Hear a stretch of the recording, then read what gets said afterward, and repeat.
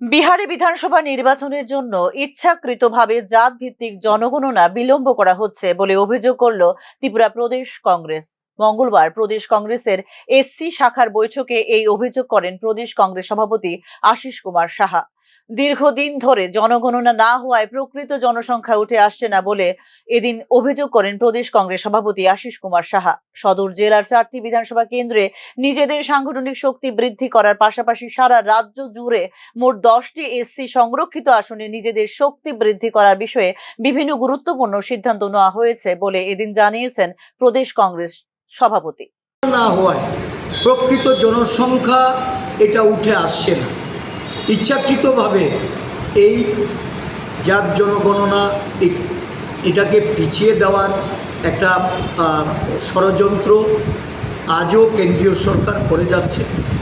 শুধুমাত্র বিহারের ভোটে বৈতরণী পার হওয়ার জন্য ঘোষণা করা হয়েছে।